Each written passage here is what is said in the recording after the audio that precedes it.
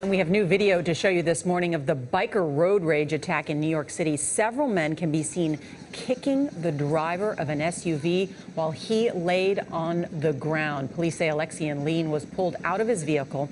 A Good Samaritan is seen stepping in to try and stop the assault. A fourth suspect was arrested yesterday, and now the man who shot the original video sparking the outrage is breaking his silence. Our senior correspondent John Miller is here with a story you'll see only on CBS This Morning.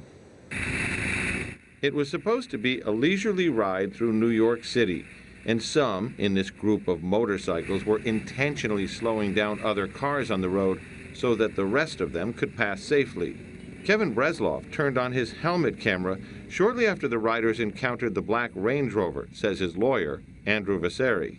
From speaking to him, what he saw, or what he believes that he saw, was a water bottle come out of the sunroof of the car. Of the SUV? Yes. As if someone threw it. Correct. What happened next is not in dispute. There was a collision, then a confrontation. Suddenly, the black Range Rover peels off, hitting some of the riders. A chase ensues until the SUV, now with its tire slashed, gets stuck in traffic. Some riders attack the vehicle and eventually its driver. But that part isn't captured on Bresloff's video. It was widely discussed after the video was posted on YouTube that before the assault, the cameraman cut the camera off.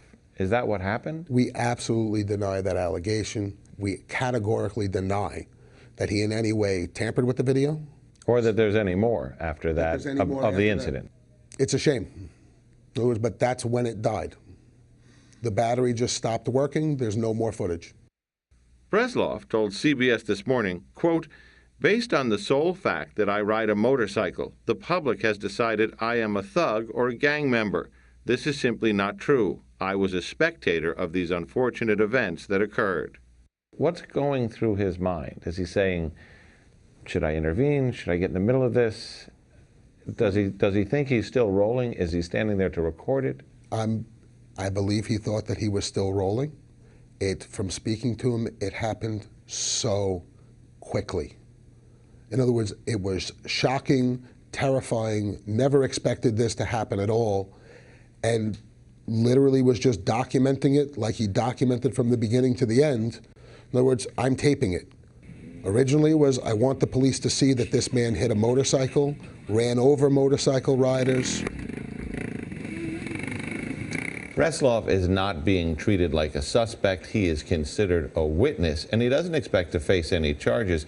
And it's important to note, his video is not the only one in this case. The chain of events was captured on surveillance cameras, highway cameras, cell phone videos, iPads, and other bystanders. And as we saw before this piece, and that wasn't Bresloff's video of the actual beating, some of those pictures are starting to come out. Mm-hmm. What do you make of the man who took the video?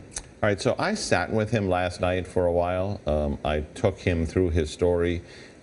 He seems like a guy who has fallen into this thing way over his head. I don't think he expected this to... He shot that video, Charlie, and uploaded it to YouTube because that's how he handles his video. It had 400,000 hits in the morning. It's got 6 or 7 million now. This was not what he thought was going to happen here. Do you believe it, that the battery just went out right as the attack was happening? You know, that is the kind of thing that begs the question. But the police have executed a search warrant at his home. They've been through his computers and materials looking to see, is there any more, where's the rest? And there's no indication that it exists. So let's step back. There's some other new developments in this road rage case. A fourth person has now been arrested. What do we know about that individual? And what do we know about what you've reported? There were some undercover cops and other officers that were involved. So another arrest of somebody actually allegedly involved in the assault. And, you know, now we have a situation where a detective has come forward, another police officer is getting ready to come forward. That didn't happen yesterday. There are 2 other police officers who are in the ride. So the police department has not actually sat down and done the Q&A with all of them. So this picture is unfolding more slowly than investigators would like. All right, thank you. Thanks, John.